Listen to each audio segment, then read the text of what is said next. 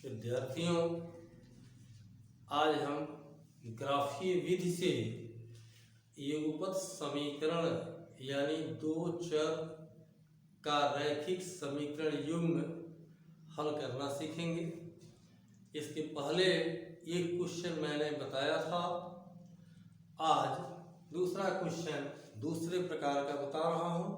तो देखिए, क्वेश्चन है आपके सामने एग्जाम्पल के माध्यम से। समीकरण निकाय 2x + y = 5 तथा 4x + 2y = 6 के हल संभव है या नहीं, ग्राफ से स्पष्ट करें। देखिए, इस प्रकार के दो चर के रैखिक समीकरण युग्म के हल संभव है या नहीं, यह a1 a2 a1 b1 c1 a2 b2 c2 ज्ञात करके स्पष्ट किया गया था। लेकिन यहाँ ग्राफ से हमें जानकारी करना है कि इन दोनों समीकरणों के हल संभव है या नहीं। तो आइए हल करते हैं। पहले इन दोनों समीकरणों को लिखते हैं। 2x + y = 5 first equation, 4x + 2y = 6 second equation. अब पहले समीकरण को लेते हैं और पहले समीकरण को लेकर उस पे y का मान x के पदों में ज्ञात करते हैं। तो समीकरण एक से क्या है यह समीकरण, 2x + y = 5। हम 2x का पक्षांतर करते हैं तो y = हो जाएगा 5 - 2x। यहाँ y का मान x के पदों में ज्ञात हो गया। अब हम एक सारणी तैयार करते हैं। ये है सारणी। इस सारणी में हम अपने तरफ से x का भिन्न भिन्न मान रखेंगे और हल करके y का मान प्राप्त करेंगे। या x का मान इस पंक्ति में लिखेंगे, y का मान मिलेगा। x y के मान को निर्देशांक के रूप में x y के रूप में लिखेंगे। तो y हम x का मान कुछ भी लिख सकते हैं। चलिए 1 लिखता हूं। x का वैल्यू 1 लिख दिया तो y का वैल्यू क्या मिलेगा, y = 5 - 2 × 1। तो 2 × 1 2, तो 5 - 2 3, क्या मिलेगा 3। निर्देशांक क्या हो गया 1 3। अब x का वैल्यू हम 2 लिखते हैं। जब x का वैल्यू 2 लिखेंगे तो y का वैल्यू क्या प्राप्त होगा, y = 5 - 2 × 2, 2 × 2 4, 5 - 4 1, क्या मिला 2 1। अब देखिए, x का वैल्यू 3 लिख दिया तो y का वैल्यू क्या प्राप्त होगा, 5 - 2 × 3 6, तो 5 - 6 क्या हो जाएगा -1, यानी 3 - 1 ये निर्देशांक प्राप्त हुआ। आइए इसी तरह समीकरण 2 से सारणी तैयार करते हैं। लिखेंगे समीकरण 2 से, समीकरण सेकंड इक्वेशन से, ये समीकरण क्या है दूसरा, 4x + 2y = 6। 4x का पक्षांतर कर देंगे तो +2y अर्थात 2y इधर होगा, तो 2y = क्या हो जाएगा 6 - 4x। अब देखिए, हम इसमें से दो का पक्षांतर करते हैं और इसमें 2 कॉमन ले लेते हैं। तो 2 कॉमन लेंगे तो क्या मिलेगा, हम 2 से भाग देंगे 3 और 2 से इसमें भाग देंगे तो क्या हो जाएगा 2x अपान 2 का पक्षांतर होगा 2 से भाग हो जाएगा, इसे कट जाएगा। y = चलिए हम जल्दी जल्दी बोल लिए तो हो सकता है आपके समझ में न आया हो, इसलिए यह लाइन में मिटा देता हूं। आइए अगली लाइन में मैं क्या करता हूं, 2y = ये 2 पद हैं, दोनों पद 2 से कट जाएंगे तो दो हम कॉमन ले लेते हैं, दो कॉमन हो गया। अब इस कॉमन राशि 2 से इन दोनों पदों में भाग देंगे, जो भागफल मिलेगा वही कोष्ठक के अंदर लिखेंगे। तो 2 से भाग देंगे 6 को तो 3 मिलेगा, -2 से 4x को भाग देंगे 2x होगा।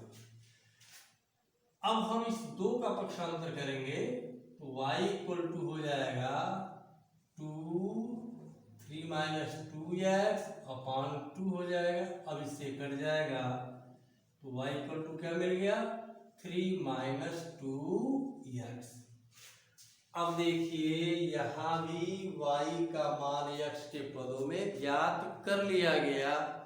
अब क्या करेंगे, इस समीकरण से भी हम सारणी तैयार करेंगे।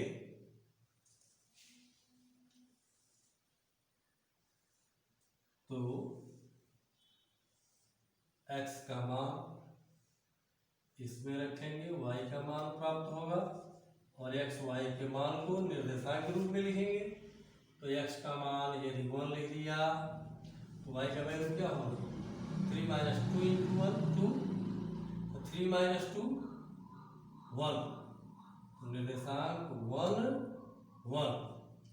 अगर x का वैल्यू 2 लिख दिया तो y का वैल्यू क्या होगा 3 - 2 × 2 4, तो 3 - 4 -1 यानी 2 - 1।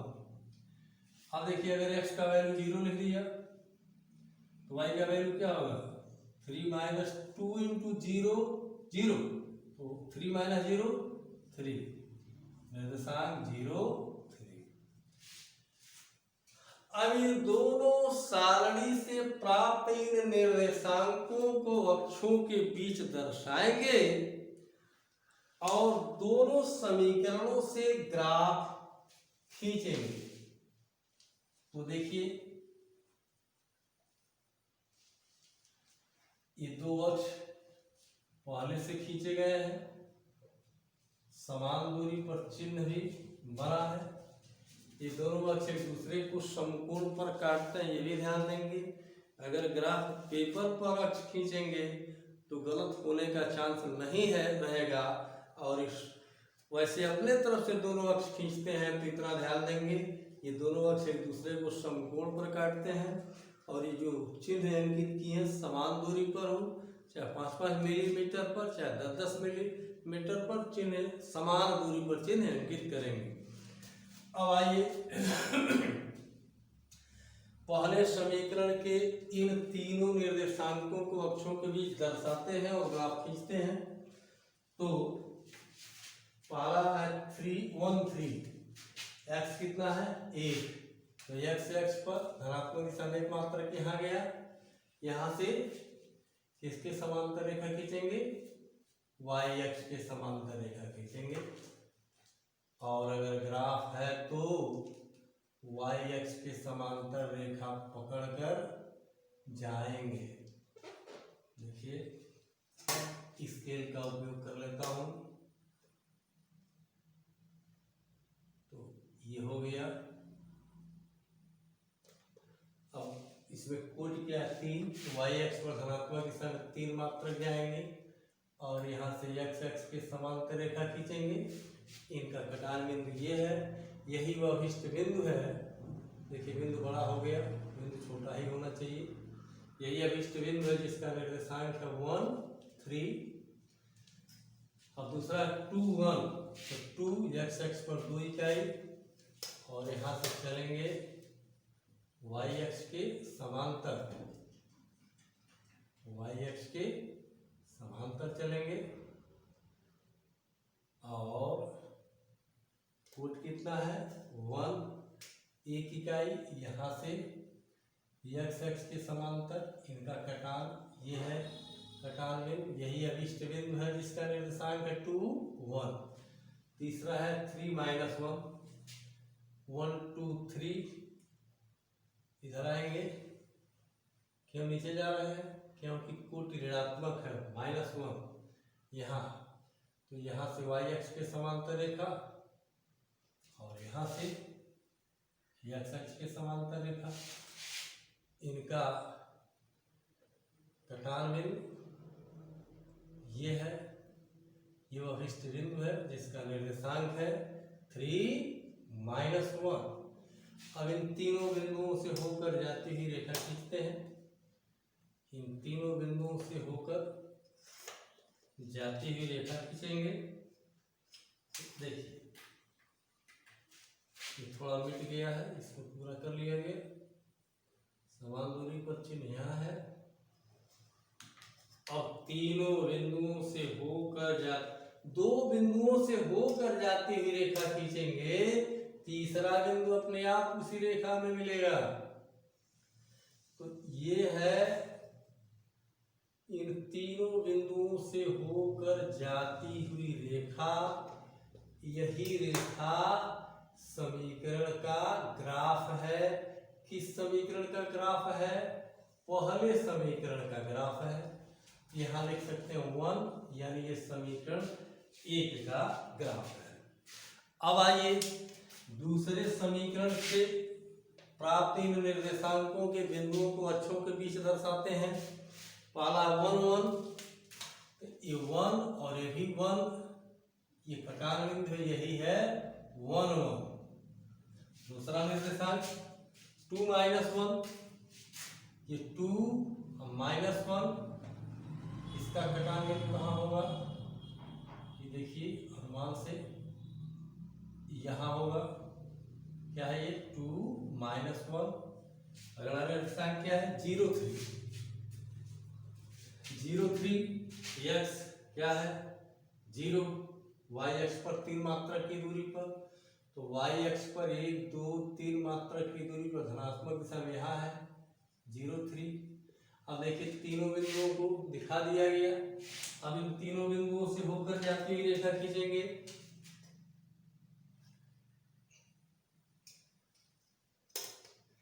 इन तीनों बिंदुओं से होकर जाती हुई रेखा खींचेंगे।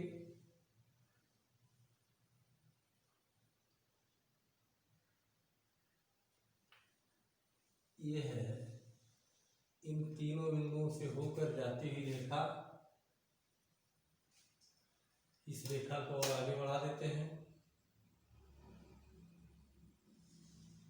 नीचे और ऊपर भी बढ़ाते हैं।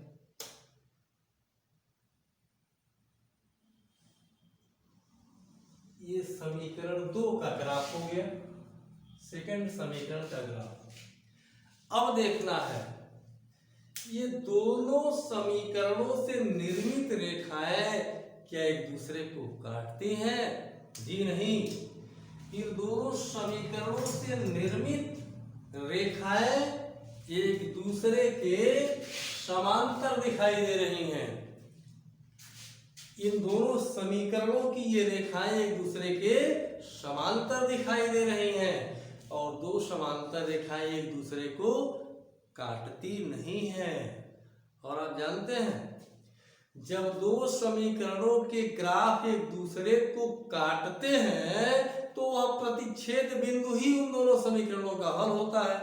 इसमें प्रतिच्छेद बिंदु नहीं मिलेगा, इसलिए इन दोनों समीकरणों का हल संभव नहीं है। तो लिखेंगे इसके नीचे दोनों समीकरण के ग्राफ समांतर हैं, इसलिए इनका हल संभव नहीं है।